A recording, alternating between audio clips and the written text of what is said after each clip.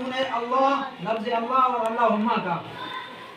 یہ قانون ہے لفظ اللہ اور اللہم کا. اب ہم لفظ اللہ بھی پڑھتے ہیں اللہم بھی پڑھتے ہیں.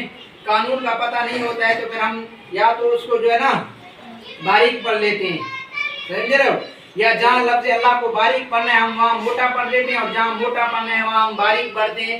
وجہ کیا ہے کہ ہمیں پتہ نہیں ہے. یہ قانون ہے لفظ اللہ اور اللہم کا, سمجھ رہے ہو. اللہ کے نام سے پہلے لفظ اللہ کے نام سے پہلے زبر ہو تو اس لفظ اللہ کو ہم پر پڑھیں گے.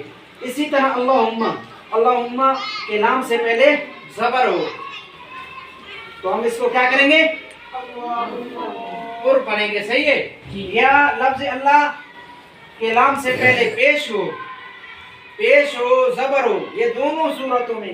اور لفظ اللہم کے نام سے پہلے زبر ہو یا جو ہے نا ضمہ ہو, ضمہ بھی کہتے ہیں پیش بھی کہتے ہیں. ہم کیا کہتے ہیں, پیش کہتے ہیں. عربی میں کیا کہتے ہیں, ضمہ کہتے ہیں. عربی میں اس زبر کو کیا کہتے ہیں, فتح, ضمہ, کسرہ سب پڑھا تھا نا ہم نے. اب لفظ اللہ سے پہلے فتح ہو یا زبر ہو, دونوں ایک ہی چیز ہے. فتح ہو یا زبر ہو, ضمہ ہو یا پیش ہو, لفظ اللہ کے نام سے پہلے تو ہم اس کو موٹا پڑھیں گے. اور اسی طرح یہ جو ہے نا اللہم کے لام سے پہلے زبر ہو یا پیش ہو تو ہم اللہم کو بھی موٹا پڑھیں گے. ابھی کوئی بچہ لفظ اللہ کو پڑھے اللہ اللہم.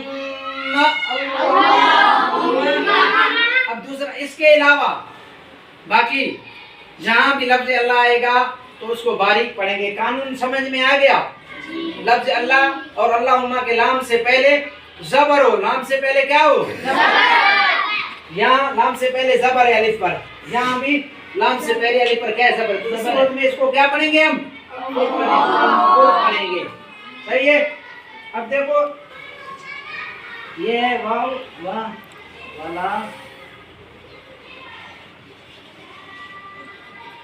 سلا, اس پر کھڑا دیکھو والا سلا. اب یہ کیا ہے, نام ہے, کیا ہے, اس سے پہلے کیا ہے, واو پر کیا ہے, تو ہم اس کو کیا پڑھیں گے, باریک پڑھیں گے. یہ سواد ہے, سواد پر زبر ہے, والا سلا, سواد پر زبر ہے لیکن اس کے بعد لام بھی ہے. سواد سے پہلے کیا ہے, سواد پر زبر ہے اور لام سے پہلے سواد ہے, والا سلا. تو ان دونوں صورتوں میں ہم اس لام کو اور اس لام کو کیا پڑھیں گے, باریک. اب لکل ہم جو کیا, لکل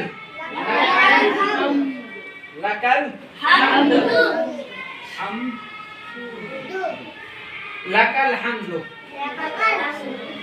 صحیح ہے. لکل حمد, لکل کا پر زبر بھی ہے, اس کے بعد وہ لام بھی ہے. ہم اس کو بھی کیا پڑھیں گے, باریک پڑھیں گے. کیا پڑھیں گے, کھڑا ہو جو بیٹا. یہ آج یہ قانون تم یاد کرنا. کل ہم نے پڑھا تھا